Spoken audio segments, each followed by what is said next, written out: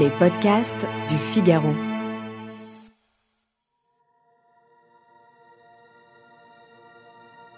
Il existe des voies en montagne que peu d'alpinistes empruntent parce qu'elles sont trop dangereuses ou trop raides.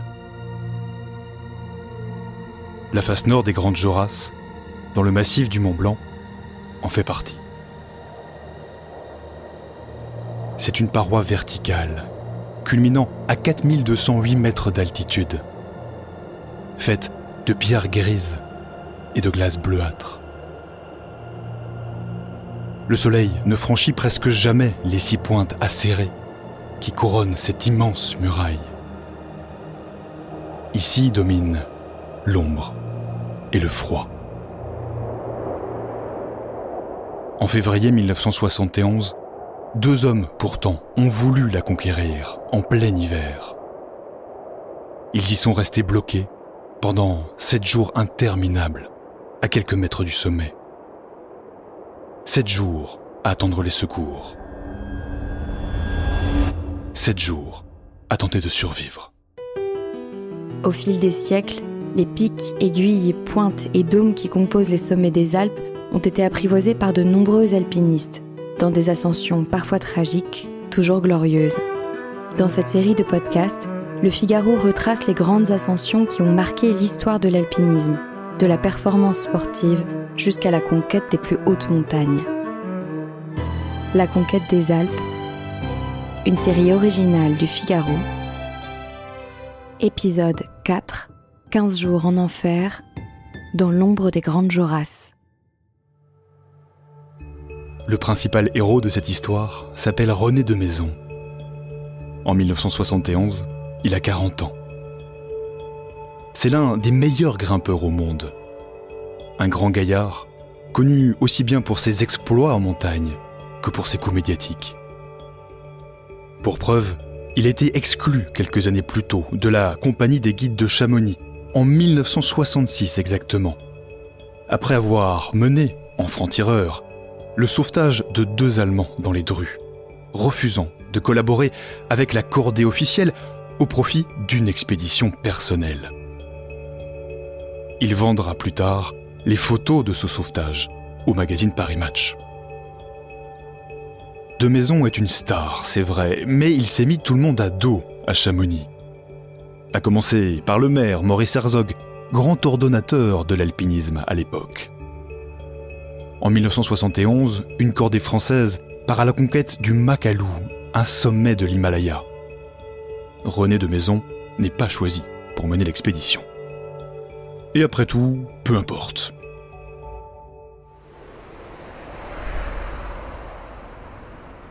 À l'époque, l'heure est à la conquête des grandes faces nord des Alpes, par temps d'hiver. René de Maison veut marquer les esprits. Il opte pour une voie directe menant à l'éperon Walker, le plus élevé des Grandes Jorasses. Une voie raide et très engagée avec de nombreux passages en dévers. 1200 mètres de dalles de granit vertical et de rampes de glace. À coup sûr, l'ascension la plus difficile jamais réalisée dans les Alpes. Son compagnon de cordée s'appelle Serge Gousseau. C'est un jeune guide âgé de seulement 23 ans. Il a déjà à son actif quelques ascensions importantes dans le massif du Mont Blanc, mais, et c'est un point crucial, il n'a jamais entrepris d'hivernal, autrement dit d'ascension en plein hiver. Il faut le dire, René de Maison l'a choisi un peu par défaut, son acolyte de toujours, Robert Flemati, ne voulant plus l'accompagner en montagne. Mais de Maison sait bien aussi que le jeune Gousseau ne sera pas homme à lui faire de l'ombre, une fois l'exploit réalisé. Le 11 février 1971, lorsque les 2 hommes entament leur expédition, ils n'ont par conséquent encore jamais grimpé ensemble. Ils s'apprêtent pourtant à affronter la mort.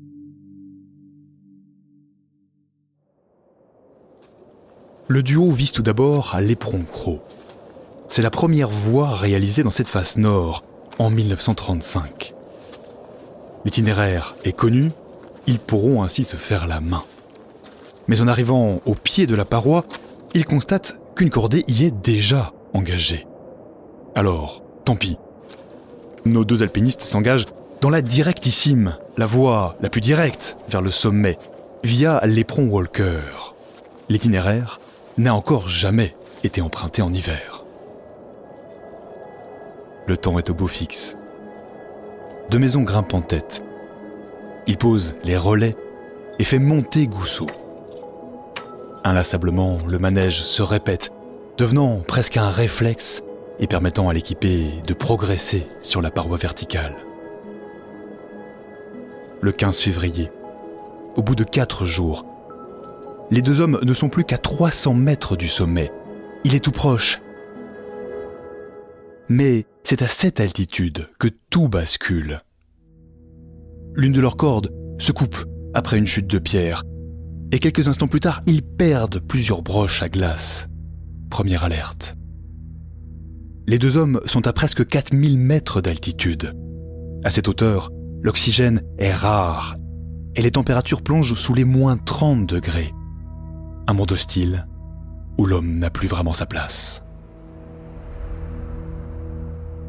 Le lendemain, 5 jours après le départ, Serge Goussot laisse soudain échapper son piolet dans les 1000 mètres de vide qui s'ouvrent sous ses pieds. Plus grave encore, la radio avec laquelle René de Maisons communique avec son épouse, Simone, tombe en panne. Les deux hommes sont désormais seuls face à la montagne. Le 18 février, après une semaine d'ascension, le mauvais temps s'installe. Leurs vivres s'amenuisent peu à peu. Serge Goussot souffre de sévères engelures aux mains. Le jeune guide est épuisé. Sa progression est de plus en plus lente. Les deux hommes parviennent malgré tout à établir un bivouac de fortune à 90 mètres seulement du sommet. Ils espèrent pouvoir atteindre la pointe Walker le lendemain. La victoire semble toute proche, mais René de Maisons et Serge Goussot n'iront jamais plus loin. Une interminable attente commence alors pour les deux hommes. C'est leur seule chance de survie. Il faudrait que quelqu'un vienne les secourir. Mais qui ? Pendant ce temps, dans la vallée, Simone de Maisons est inquiète. Elle est sans nouvelles de son mari depuis de nombreuses heures. Elle exige une reconnaissance aérienne. Le 20 février au matin, un hélicoptère décolle. Il parvient à s'approcher à 40 mètres des deux alpinistes.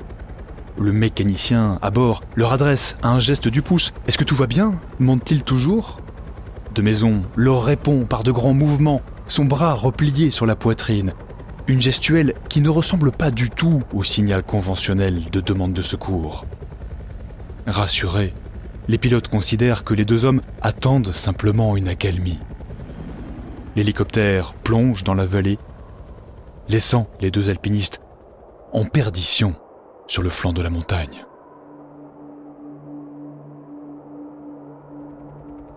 Le lendemain, rebelote. L'hélicoptère revient. De Maisons agite désespérément sa doudoune rouge, mais à nouveau, l'hélicoptère s'éloigne.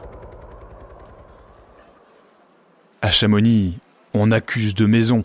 Il fait volontairement durer l'ascension pour mieux monnayer son récit par la suite. Ça ne fait aucun doute.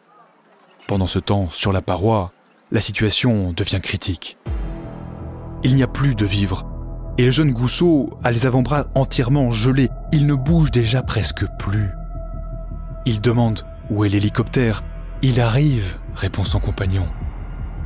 En vérité, René de Maisons connaît déjà l'issue fatale qui attend son compagnon. Mais il met un point d'honneur à ne pas l'abandonner. Dans le récit qu'il tirera de ce drame, intitulé « 342 heures dans les Grandes Jorasses », il décrira ainsi les derniers instants de la vie de son compagnon de cordée. Serge se redresse davantage. Il se tend en arrière, puis lentement s'immobilise. les yeux grands ouverts, fixés au-delà des mondes, sur l'éternité, vers l'immensité du ciel. Le 22 février, 11 jours après le départ de l'expédition, Serge Gousseau meurt en pleine montagne, à quelques mètres seulement du sommet des Grandes Jorasses. René de Maison est désormais seul, accroché à une paroi verticale, à près de 4000 mètres d'altitude. Le lendemain, 23 février, les secours commencent enfin à s'activer sérieusement, sous la pression notamment de Simone de Maison et des nombreux journalistes venus couvrir l'événement. Ce matin-là, le Figaro évoque sous la plume de son correspondant local, Philippe Gossot, une situation quasi désespérée. Un nouvel hélicoptère tente de s'approcher du sommet, mais le vent qui souffle à plus de 150 km/h l'empêche de se poser. René de Maison, qui est retenu à la paroi par un misérable python, tente de s'accrocher à la vie. Affaibli par un abcès au poignet, il est victime d'hallucinations. Il tente de s'hydrater en suçant des morceaux de glace. Dans la vallée, l'effervescence monte encore d'un cran. Le 24 février, 13 jours après le départ de l'expédition, toute la presse parle à présent du drame des Grandes Jorasses. La base des bois, d'où décollent les hélicoptères à quelques kilomètres de Chamonix, est investie par une foule de journalistes, aux côtés des pilotes, des guides sauveteurs et des compagnes des deux alpinistes. Chacun y va de son pronostic, mais pendant ce temps, les opérations piétinent. Le 25 février, à 7h25, un nouvel appareil tente à nouveau de se poser au sommet, mais échoue à cause du vent. À 9h10, Chamonix appelle en renfort le pilote Alain Frébault, qui décolle de Grenoble. Ce dernier ne connaît pas le massif du Mont Blanc, qui ne se situe pas dans son secteur d'intervention. Aussi arrive-t-il avec un regard neuf aux abords des Grandes Jorasses. Plutôt que de viser à tout prix le sommet, il tente de se poser sur un petit col à l'abri du vent, entre les pointes Walker et Whymper. Coup d'essai, mais coup de maître. Tout s'enchaîne alors très rapidement. Alain Frébault organise des rotations pour acheminer une équipe de 6 secouristes depuis la vallée. À leur tête, Gérard Devoissou, l'un des guides les plus réputés de Chamonix. C'est aussi l'un des meilleurs ennemis de René de Maison depuis le sauvetage polémique des 2 Allemands en 1966 dans les Drus. Pourtant, c'est lui qui accède le premier à la petite vire sur laquelle les 2 hommes sont accrochés depuis près d'une semaine. Pour sauver de Maison, le guide doit se résoudre à couper la corde qui retient encore Serge Gousseau. Le corps du jeune alpiniste bascule dans le vide. Il sera récupéré plus tard. Hissé à l'aide d'un treuil, René de Maison quitte en pleurs l'ombre sinistre de la face nord des Grandes Jorasses pour retrouver le soleil qui baigne le sommet, pour quitter enfin le monde des morts. À l'hôpital de Chamonix, où il est transporté, le médecin s'étonnera même qu'il soit encore en vie.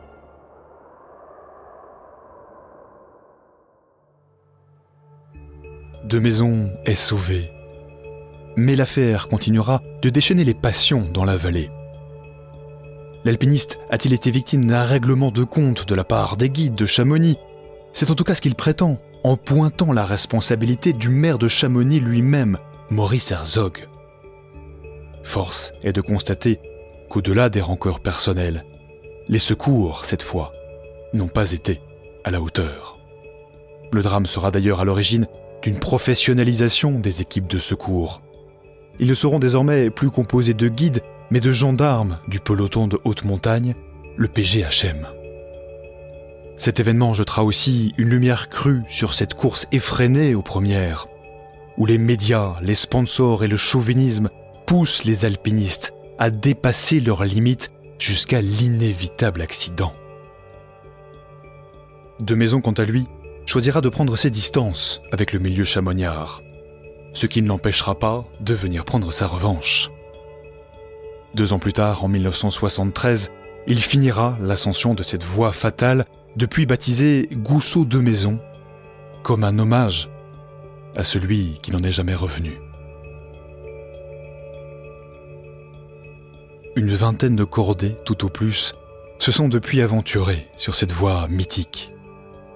Aujourd'hui encore, leurs traces sont visibles, un vieux sac à dos déchiré, quelques pitons rouillés sur la pente, abandonnés à quelques encablures du sommet.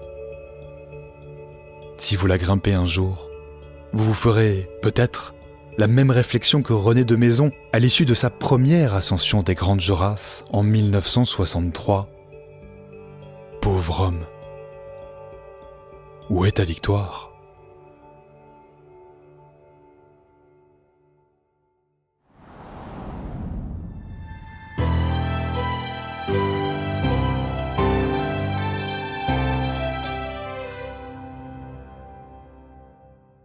Bonjour, Jim Jarassé. Bonjour. Vous êtes journaliste au Figaro, alpiniste amateur également.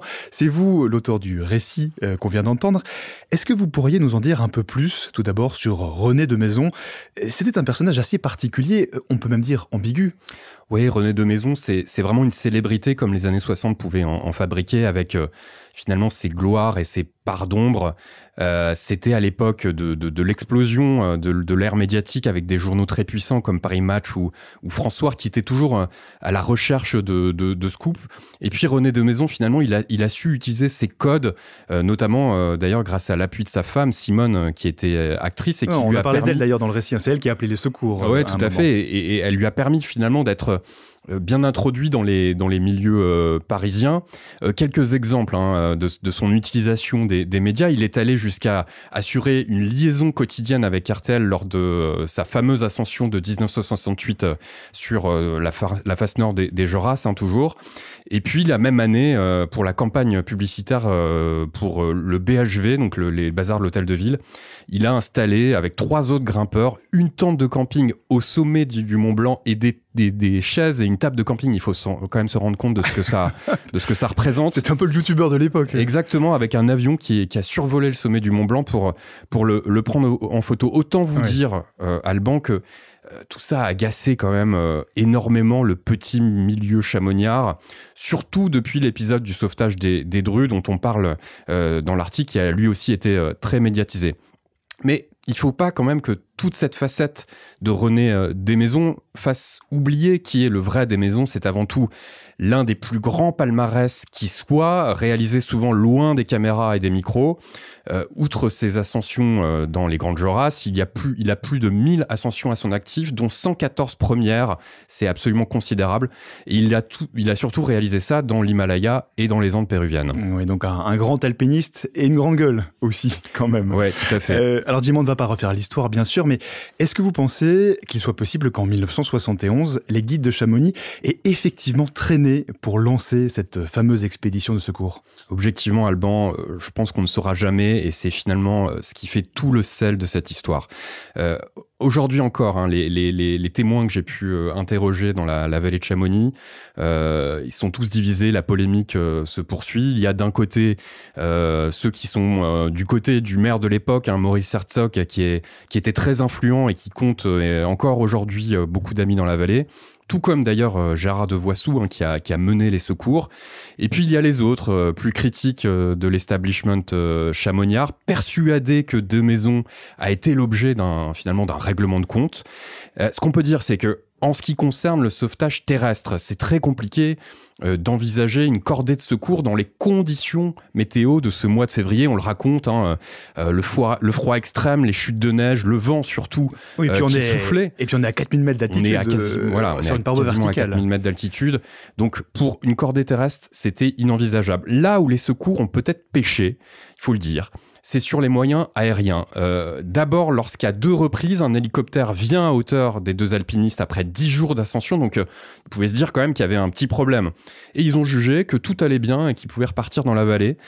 C'est quand même assez particulier. Oui, alors qu'ils leur font des signes. Ils leur font des signes. D'ailleurs, cette polémique sera à l'origine d'une réévaluation des signes de secours. Et puis, quand même aussi, sur la technique de vol des sauveteurs, c'est tout de même assez cocasse que ce soit un pilote grenoblois qui ne connaissait absolument pas la vallée de Chamonix qui soit le premier à être parvenu à se poser sur le col des Grandes Jorasses. Jim, en d'autres termes, ce drame, est-ce qu'il aurait pu être évité, d'après vous ? Comme tous les drames en montagne, qui sont une succession d'erreurs ou de hasards, qui font que l'accident se produit. Finalement, tout drame peut être évité. Si Demaison avait choisi un autre coéquipier, si Gousseau n'avait pas perdu son piolet, s'ils avaient tenté de désescalader plutôt que de pousser vers le haut de la montagne, si les secours avaient été plus réactifs. Bref, avec des si, on peut réécrire l'histoire autant qu'on veut, mais oui, peut-être le drame aurait été évité, mais bon, on sait très bien que pour réaliser ce genre d'exploit, il y a une part de risque que les alpinistes sont obligés de prendre et dont ils sont finalement parfaitement conscients. Ça, René Demaison, tout le monde l'a dit, il était conscient des risques qu'il prenait. Le drame, c'est peut-être quand même pour Serge Gousseau, qui était beaucoup plus jeune, moins expérimenté, et qui a été entraîné finalement par René Demaison dans cette ascension, sans avoir peut-être toute l'expérience nécessaire pour appréhender le risque. Est-ce que cette affaire, elle a changé l'organisation des secours en montagne ? Il y a eu un avant et un après à Chamonix ? Ouais, ça a changé vraiment beaucoup de choses. La première chose, c'est que ce drame a donné naissance en 1971 au PGHM, le fameux peloton de gendarmerie de haute montagne, qui est officiellement chargé maintenant du commandement et de l'intégralité des secours dans le massif du Mont Blanc. Alors, les gendarmes étaient déjà en charge d'une partie des secours avec des guides de montagne de la vallée, depuis l'accident qui avait coûté la vie à 2 étudiants, Vincent Don et Henri, en 1956, et qui fait d'ailleurs l'objet de cet épisode. Oui, c'était notre épisode précédent. Voilà, un épisode de ce podcast. Mais en 1971, le PGHM devient totalement maître des secours et peut vraiment professionnaliser sa mission. D'ailleurs, le PGHM fait aujourd'hui figure de référence mondiale dans le secours en montagne. Le drame des Grandes Jorasses a aussi permis de redéfinir de façon plus précise les gestes à faire lors d'une opération de secours aérien. On en parlait il y a quelques minutes. La gestuelle appropriée a été officialisée et reste aujourd'hui d'actualité. On lève les 2 bras vers le ciel pour former le corps, pour former avec son corps un Y comme yes, oui je veux être secouru, oui je veux vivre. Donc cette signalétique, cette gestuelle, elle a été revue grâce ou à cause de ce fameux épisode des Grandes Jorasses. Et elle reste d'actualité aujourd'hui. Alors Jim, on en arrive à notre époque, à aujourd'hui. En février dernier, sauf erreur, 2 alpinistes ont réalisé cette même ascension, la même ascension qu'avait fait Demaison. En seulement 15 heures, René Demaison et Serge Gousseau, ils y avaient passé près de 342 heures, soit quasiment 15 jours. Comment c'est possible ? Qu'est-ce qui a changé en 40 ans ? Ça permet de voir en effet l'évolution absolument incroyable qu'a connu ce sport, qui est l'alpinisme de haut niveau en 50 ans. Alors évidemment, l'équipement a beaucoup évolué depuis. Les crampons sont plus légers et plus performants. Les pitons pénètrent mieux dans la glace et surtout les piolets ont évolué, ils sont désormais adaptés vraiment à l'escalade glaciaire avec une forme un peu plus incurvée, là où à l'époque de Demaison, il n'existait qu'une forme de piolet droit, très long, très lourd et encombrant. D'ailleurs, Gousseau a fini par le perdre dans l'ascension. La rapidité des ascensions d'aujourd'hui, vous disiez 15 heures, c'est très rapide. Et c'est phénoménal. Voilà, c'est phénoménal et ça permet aussi aux alpinistes d'évoluer en chaussons d'escalade dans les phases sur rocher, là où à l'époque, les alpinistes étaient obligés de grimper en grosses chaussures de cuir rigide. Donc ça change totalement l'approche qu'on peut avoir de la montagne et du rocher. Ce qui est sûr, c'est que quand on interroge aujourd'hui les alpinistes qui ont pu se frotter aux Grandes Jorasses et notamment à la voie Gousseau-Demaison, notamment en hivernal, ils disent tous la même chose. D'ailleurs, pour l'article, j'ai interrogé un alpiniste, un guide de Chamonix qui s'appelle Damien Tomasi, qui était l'auteur du précédent record de cette ascension avant Benjamin Védrine. Et lui, il a dit, honnêtement, je ne sais pas comment ils ont fait. Tout le monde dit la même chose. Quand on se transpose avec les techniques de l'époque pour se rendre compte de l'exploit qui a été fait par Demaison, qui d'ailleurs a reproduit cette ascension quelques années après le drame. Il est revenu sur le drame, il a fini par vaincre cette Je crois que c'était important pour lui de finir le travail. Et puis aussi, c'était un hommage rendu à Serge Goussot, qui est décédé dans l'ascension. Il voulait absolument faire cette ascension, et tout le monde dit aujourd'hui, voilà, on ne sait pas comment ils ont fait, c'est vraiment un exploit unique. Eh bien, merci beaucoup, Jim Jarassé. Merci à vous. Votre article à l'origine de ce récit s'appelle « 15 jours en enfer dans l'ombre des grandes Jorasses ». On peut le lire, bien sûr, en intégralité sur lefigaro.fr. À la conquête des Alpes est une série originale du Figaro, sur une idée de Mayol Aldebert, racontée par Alban Barthélemy, coordination Haute Cérès, réalisation Chloé Vibo, post-production Léo Westphal.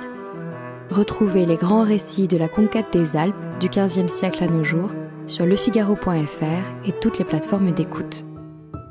À très vite.